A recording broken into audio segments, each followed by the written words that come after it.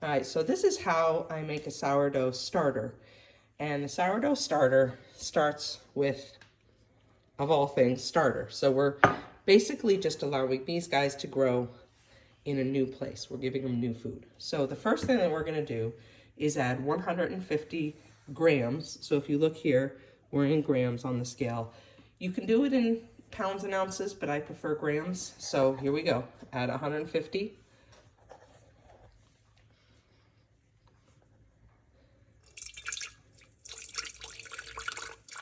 Grams of water.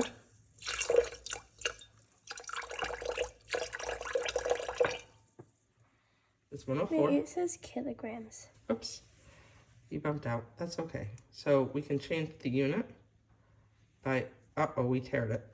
That means we gotta start again. Sorry. So tearing is a convenient button where you can set your whole scale back to 0. So that's the tear button. Then the unit button allows you to change what units we're in. So actually grams and kilograms isn't all that far off, except the decimal place is in a different spot. How much? 150. Oops. That's perfect. That's okay. A little difference in the water flour ratio is just fine. The next thing we're going to do is hit the tear button. That's going to take us back to 0. And we're going to put in 150 grams of flour. Now, when I'm using a bowl, I often just dump it in. But I suggest for a smaller, like if you're going into a smaller hole, use a spoon. Wait, how many? 152. So I do 1 to 1. The recipe that I was given was 160 to 150, but I found that my starter gets a little loosey-goosey from that, so I prefer to do 1 to 1. But having the ratio exactly 1 to 1 is not totally essential. You could do 160 to 150, you could do 165 to 150, you could do 150 to 155. A little variation is okay, because basically you're just adding food, and the bacteria and the yeast in there will eat what they can get hold of. And remember, if you've spilled on the scale, that's going to adjust your weight a little bit. So we want to push it off. Right? So this counts as part of the weight. So where are we at now? 147. Did we lose a gram when we took that off the scale? No. There we go. Good. So actually you're right on, because you had 152 water, and then you hit 152 flour. We're good. We're 1 to 1. I had a 151. You had 151. All right. So now is the important part. This is where we're going to add the sourdough starter. Okay. And so I usually use about 30. Yeah, you can use a spatula, or you can use, I know, I changed it out of there when I brushed it. So you can either use the spatula, or I like to use a muddler, and I use that to stir. And you want to make sure it's not touching the scale, because if it's touching the scale, it can affect the, you can pick it up, pour it right in. How many? 30 grams. So we do this by weight, because doing this by weight is much more accurate than even if there's some water in the starter, or some air in the starter. If it's bubbly, we still get the same amount of starter. So that's why we use ounces. All right. Or that's why we use weight rather than like a volume like cups or something. So now take the muddler, and we're going to stir it up. At this point, you don't need the scale anymore. You're just stirring. There you go. Beautiful.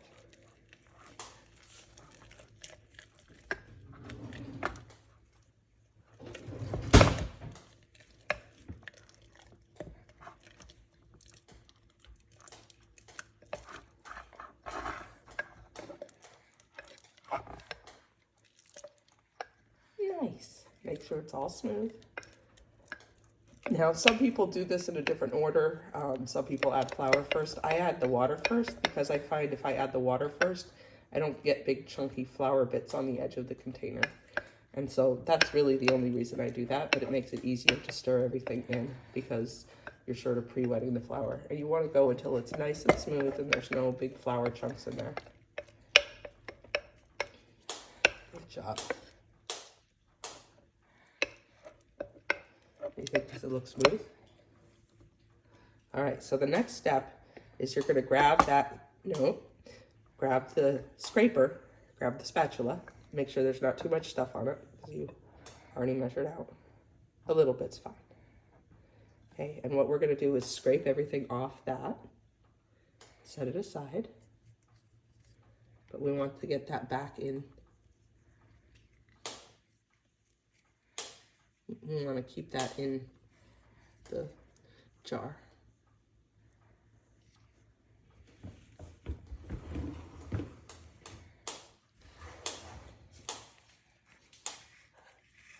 Nice. Okay, once you've got it all off, the next thing we're going to do is scrape down the edges, because that stuff on the edges, that's going to dry up. You can just set it back in there, because we're going to use it again in a minute. And never forget to clean your counter when you're done. All right, so now we're going to scrape the edges of the jar down like this. Okay. You do it, it's hard to do with one hand. So you want to get the edges of the jar as clean as possible.